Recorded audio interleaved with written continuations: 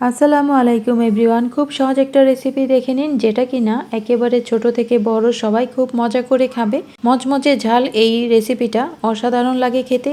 আমি বানাবো হচ্ছে মচমচে সসেস ফ্রাই। এই সসেসটা সংরক্ষণ করে 6 মাস পর্যন্ত রেখে খাওয়া যায়। তো প্রথমে আমি সসেসগুলোকে দুই পাশে এরকম করে কেটে নেব। একটু একটু গ্যাপ দিয়ে আমি পুরোটা দুই পাশে কেটে নিয়েছি। তারপর গরম তেলে দিয়ে দিলাম। গরম তেলে দেওয়ার পর এটা যখন মচমচে করে ভাজা হবে, তখন এই কাটা অংশগুলো দেখতে খুব সুন্দর লাগে আর এর ভেতরে তেল গিয়ে খুব মচমচে হয়। তারপর সস, চিলি ফ্লেক্স আর চাট মশলা দিয়ে নেব।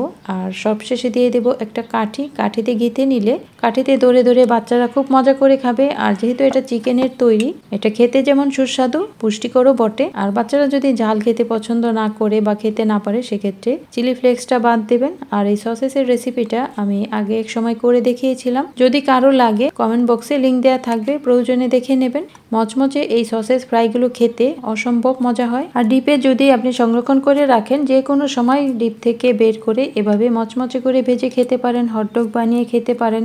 এমনকি আরো অনেক রেসিপিতে এই সসেস কুচি করে দিয়ে রান্না করা যায়। খেতে অসম্ভব মজা আর বানানো খুবই সোজা। তো ভালো থাকবেন। রেসিপি ভালো লাগলে পরবর্তী রেসিপিগুলো দেখার জন্য সাথেই থাকুন। আল্লাহ হাফেজ।